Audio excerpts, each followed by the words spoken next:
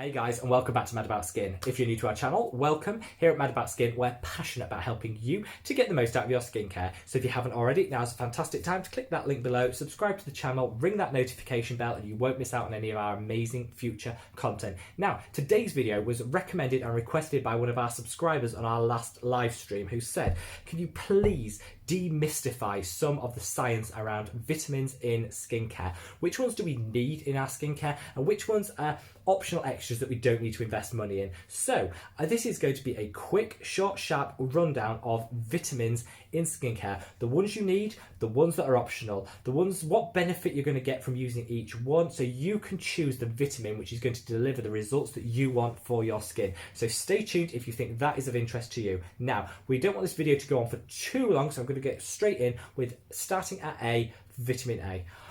Vitamin A, we're starting with like the gold standard here. Vitamin A, more commonly known as retinol, which is a vitamin A derivative, is a powerhouse ingredient in your skincare.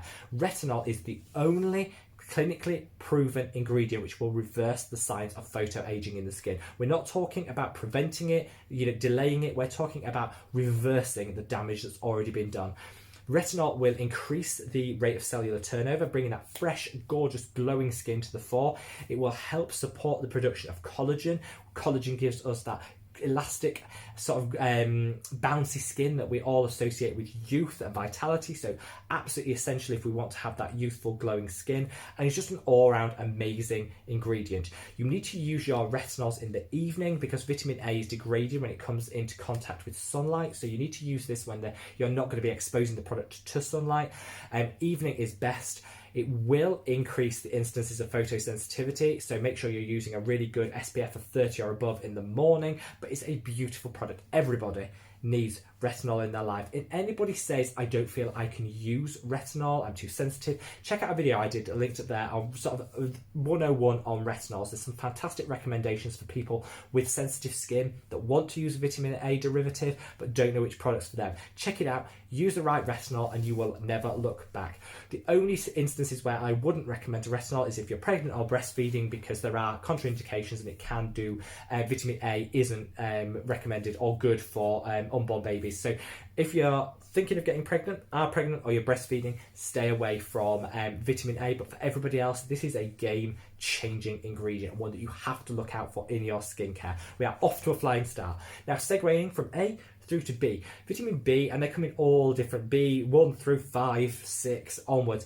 But the one we really talk about is niacinamide. This is a vitamin B, a form of vitamin B, which is fantastic at brightening the skin. It's slightly acidic, so it matches the skin's pH perfectly, and what it does is it will work to even out the skin tone, slightly increase the cellular turnover, so you're bringing that fresh skin to the fore, and it's just an all-round fantastic balancing agent if you're suffering with too much excess oil production. Do I feel you need niacinamide in your life? Well, I did a whole video on it, which I'll link up there, so check that out if you're in any doubt as to whether you do need it in your life. I would say if you're oily, or you're suffering with hyperpigmentation, the niacinamide is going to be your friend. It's going to help regulate the oil production, and it's going to help even out the skin tone. So from that perspective, vitamin B is sensational. You don't need to spend much. This is quite a cheap ingredient, a cheap vitamin to include. So I would go for the ordinary 10% niacinamide. That's plus zinc. That's fantastic if you're slightly acneic, and comes in at £5 here in the UK, $10 in the US. Paula's Choice do a fantastic one. You can go for a 5% if you're a little bit more on the sensitive side. Loads of products out there. Check out that video if you're thinking of including a niacinamide in your skincare routine. I would say retinol, which with just vitamin A, is essential. Vitamin B, niacinamide is nice to have, but it's not essential if you don't want to have an extensive skincare routine, or if you're dry, you can find it a little bit irritating. The only thing I would caution against is it's appearing in a lot of products, and this isn't an ingredient that you want to double up on. So if you're using a standalone niacinamide serum, make sure you're not also using a moisturizer, cleanser, face mask, balm, which has niacinamide in, because they're creeping in. Companies are pumping this into a lot of different products, and you can overuse this, and that can then lead to sensitivity. So we've done A, we've done B, and we're on to C. This is my favorite vitamin in skincare. Vitamin C is what I call the sun vitamin. It's that glow enhancing, gorgeous, summer skin creating vitamin that we all need in our lives. Vitamin C has two real standout sort of results. It's an antioxidant, so it's going to help prevent against free radical damage and oxidative stress caused by the sun, pollution and other environmental factors. So it's beautiful for use on a morning to complement your SPF. It also is a brightening agent, so it's slightly acidic, well, it's quite acidic, so it matches your skin pH, which is fantastic, but it will increase cellular turnover, do a light exfoliation and brighten the skin like no other ingredient. If you feel that you've got dull, lifeless, a bit lackluster skin, vitamin C is what you need in your life. Always apply it on the morning because you want to harness both the brightening and the antioxidant potential, so use it on the morning, and it is a stunning addition to anyone's skincare routine. I would say a vitamin C, like a vitamin A, is essential in your skincare routine. There are loads of different strengths, textures, combinations for different skin types, so definitely pick one that works for you. I'd say a good all-rounder is the 100% L-ascorbic acid powered by The Ordinary. I did a video on this, which I will link up there.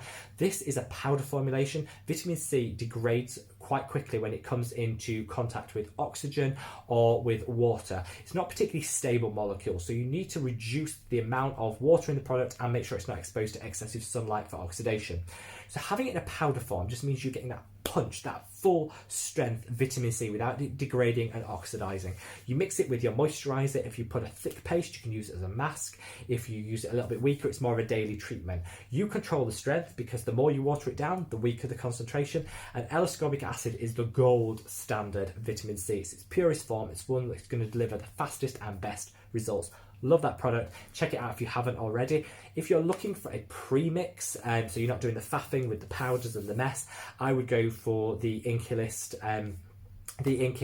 vitamin C, which is absolutely fantastic, pre-mixed and a beautiful mid-strength vitamin C for most skin types.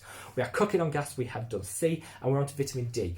Vitamin D is really simple. You're not going to see it really in skincare preparations because your body synthesizes it itself. You don't really need to add extra in through your skincare.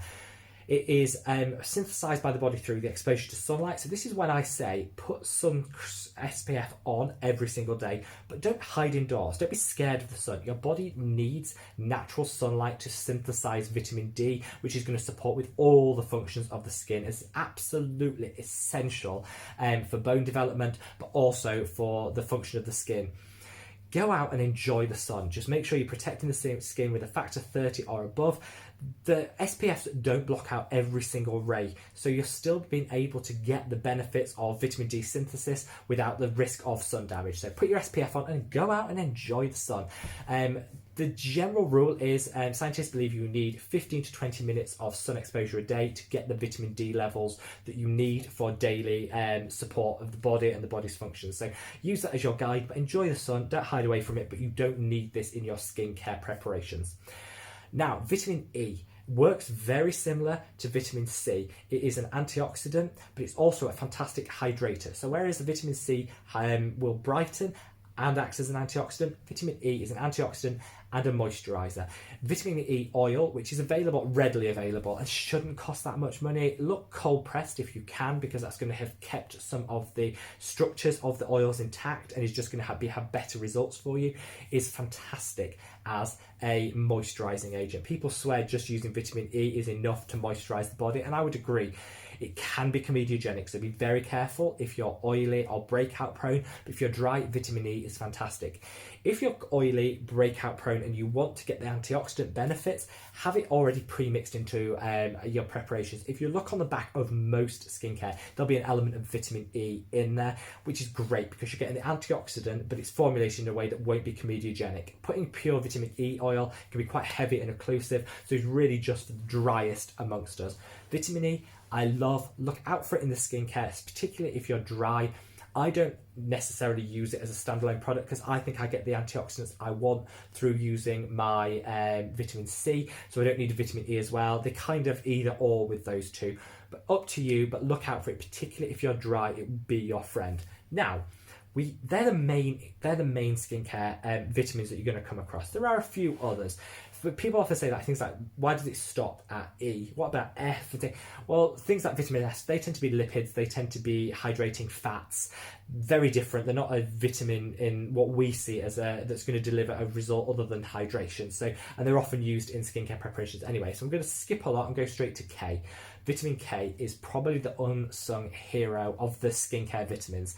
You often get it prescribed by dermatologists and doctors for wound healing. It's fantastic at reducing bruising, scarring, stretch marks, and just supporting it's essential in the wound healing actions of the skin.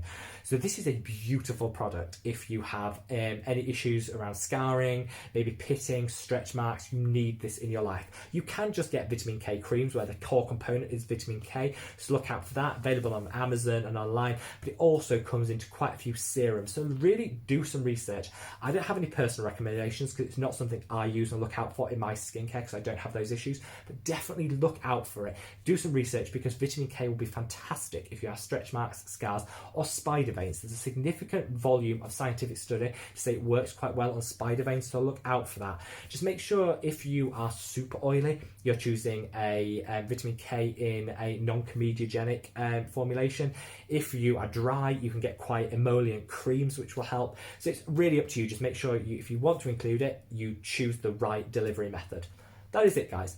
That is the A to Z of, well, we stopped to K, but you know what I mean, of the main vitamins that you will see in skincare.